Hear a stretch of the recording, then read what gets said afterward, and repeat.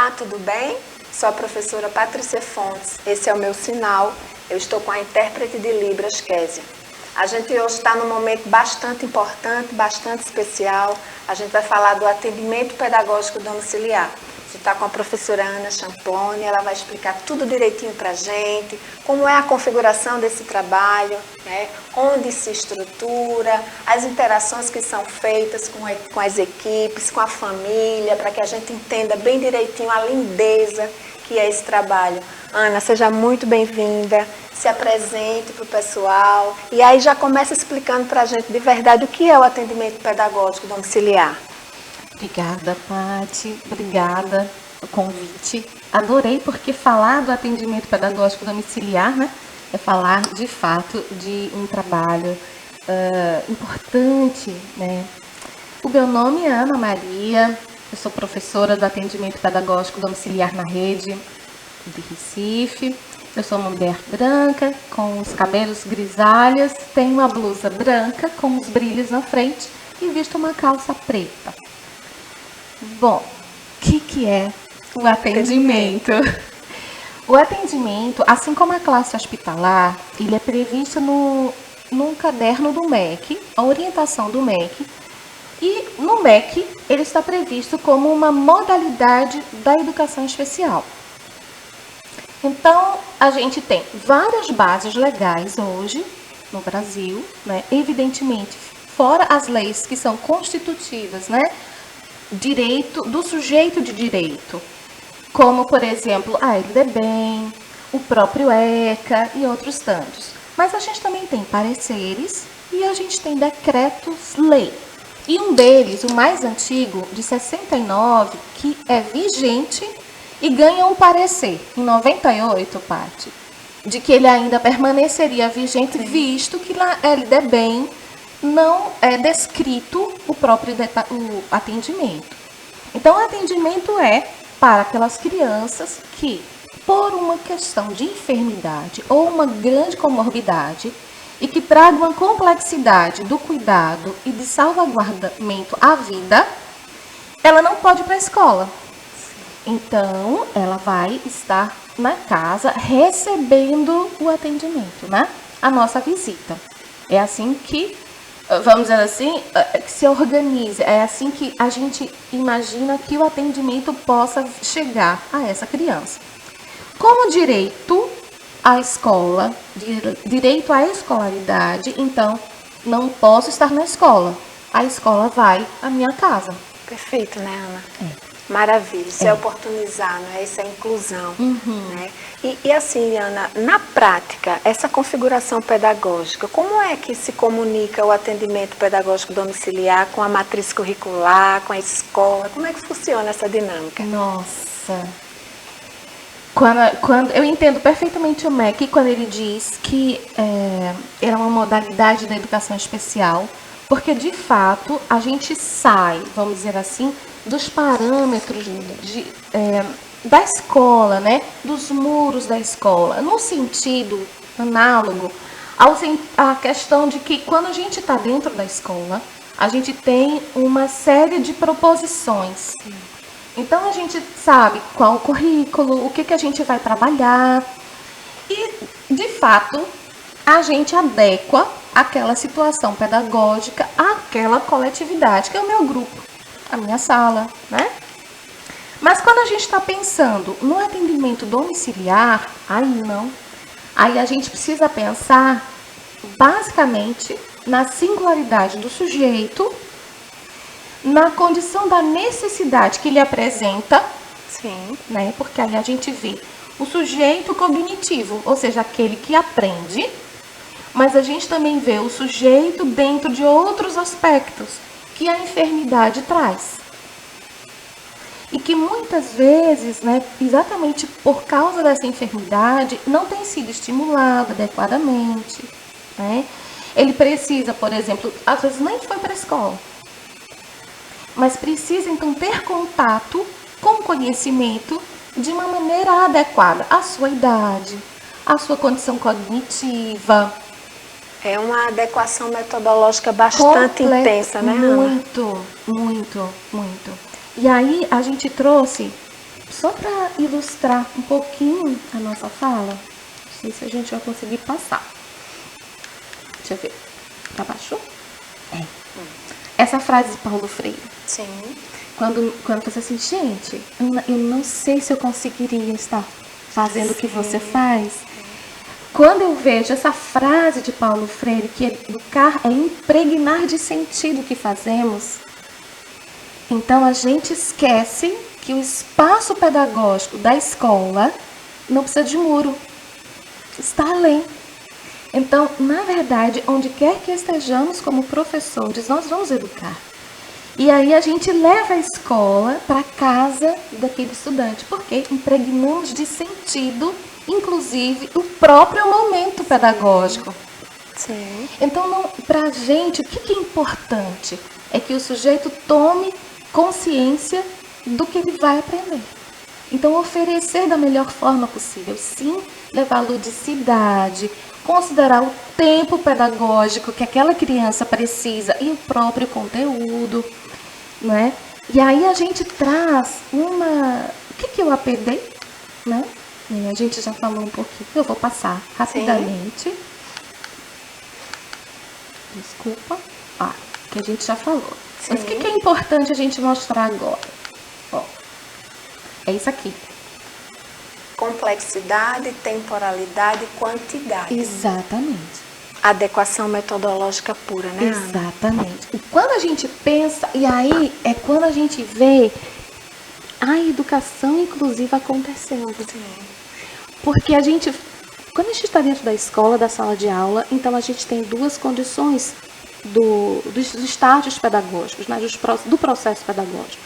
A gente tem um olhar coletivo e a gente tem um olhar individual, dentro de uma perspectiva inclusiva. Para o APD, a gente não esquece, veja só, a condição coletiva, ou seja, como sujeito de direito, ele precisa ter o mesmo conteúdo da sua sala, o que a escola programou, planejou pedagogicamente para aquele ano, os temas, né, foram propostos para a aprendizagem dentro daquele semestre, enfim. Tudo isso é considerado, mas não pode ser maior que o próprio sujeito. Sim. Olha lá. Sim. E aí a perspectiva inclusiva entra com força, né? Porque a gente vê a singularidade. E aí, quando a gente está pensando na complexidade, essa complexidade não se dá apenas em relação ao próprio conhecimento, mas todo o que ele vivencia em torno. Então, quem são as crianças do APD hoje? São crianças com síndromes raras.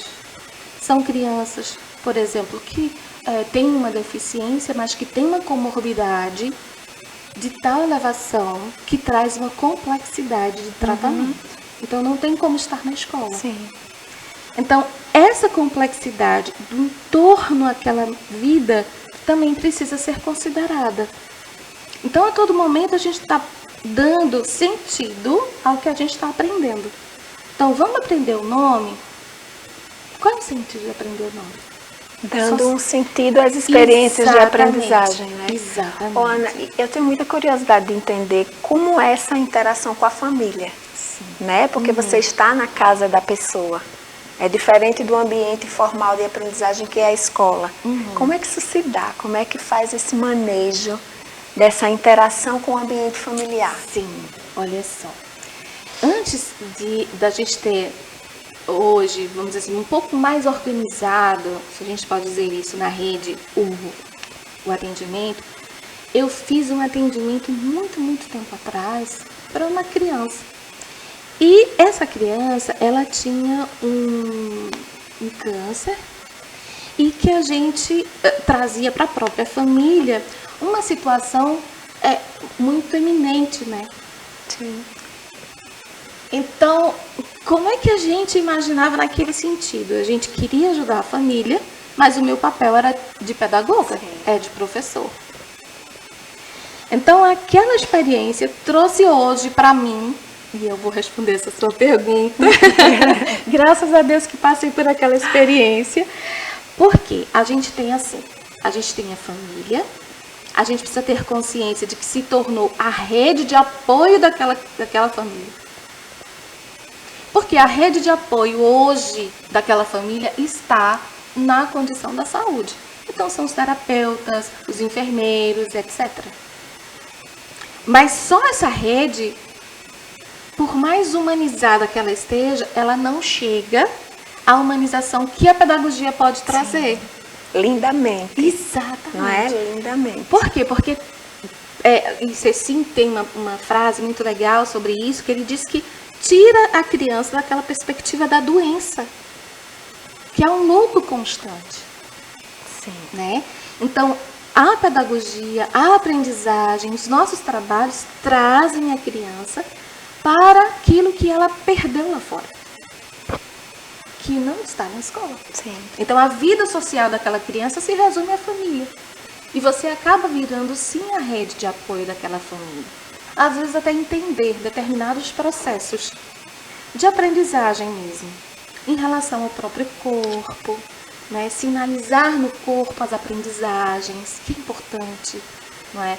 Perceber, tem uma situação que eu achei linda. A gente estava trabalhando com tintas e a gente tinha várias cores e tinha uma cor determinada que a gente revezava, né, uma cor e a outra para usar todas. Só que quando a gente usava uma determinada cor, o sorriso ia de canto a canto. Eu disse, eu acho que eu estou entendendo o que você está me dizendo. Você gosta de vermelho. E a mãe naquele momento disse, nossa, Ana, é mesmo? Sabe que eu nem sabia? Né? E aí a gente disse, nossa, a gente trouxe a família para um outro olhar. Sim. Porque o olhar da família também é do cuidado da saúde. Sim. Mas aquela pessoa não é só aquilo, isso, né? Isso. Tem vários outros horizontes. E por que não levar isso? E aí a gente tem, de fato, agora, no mesmo momento em que a gente é a rede de apoio da família, a gente também tem um distanciamento adequado. Sim. Porque nós entramos num lar. Então, o lar, ele é constituído de uma dinâmica própria daqueles que constituem. E a gente precisa respeitar. Isso é fundamental. Mesmo porque existe uma condição ética, minha parte, como profissional. Então, eu vou fazer o meu trabalho, e saio e a casa fica. Entende? Então, nem pertence a mim algum problema que suscita do processo, assim como eu também não preciso me sentir culpabilizada ou responsabilizada por algo que eu acho que precisa, vamos dizer assim, ser redimensionado. Isso não me pertence. Então, eticamente, a gente lida com muito respeito, porque você está entrando na casa de alguém. Olha, Ana, eu te confesso que você vai ter que voltar aqui, viu? Oba! Porque a gente tem muito mais coisas para conversar, Vamos, né? sim. O tempo da gente está passando, a gente não falou muita coisa do que a gente gostaria de conversar. Então, eu prometo a vocês que a Ana vai voltar para a gente conversar muito mais, trazer muito mais características, possibilidades, a configuração mesmo. Vamos pensar em trazer essa configuração prática para vocês se apropriarem desse trabalho lindo. Então, gente, percebam que a gente está falando de inclusão, não é? O quanto que a educação especial, o quanto que a gente tem esse cuidado, o quanto que a gente precisa enxergar a pessoa na sua integralidade, nessa fala de Ana perfeita, linda, sensibilidade pura, cuidado e respeito, né? Então, Ana, eu tô triste porque o tempo está acabando, né? Mas eu prometo a vocês que a Ana vai voltar e a gente vai falar muito mais coisas. Eu vou deixar esse tempinho para você fazer suas considerações, Ana. Fique à vontade. Já agradeço. Muito obrigada. Feliz por você estar aqui. Espero que você volte. Imagina. Eu que agradeço essa oportunidade, de novo, por a gente estar falando sobre o atendimento. O que a gente precisa pensar eu só vejo uma palavra na minha cabeça: esperançar, de Paulo Freire. A gente nunca deve olhar para o outro nas impossibilidades que estão apenas na nossa cabeça. O outro significa para a gente o que é o seu próprio processo. E acreditar nisso, veramente, né? E respeito, eu acho que é fundamental. Muito obrigada, Ana. Muito emocionada com esse momento. Prometo, está prometido, tá? A Ana vai voltar. A gente vai falar muito mais sobre o atendimento pedagógico domiciliar. A gente precisa, né, falar muito mais sobre isso, que é um momento importante dentro dessa história toda de inclusão que a gente está construindo na rede municipal do Recife. Gente, muito obrigada, um abraço, obrigada por terem ficado. E a gente vai voltar com a Ana, tá? Tchau, tchau.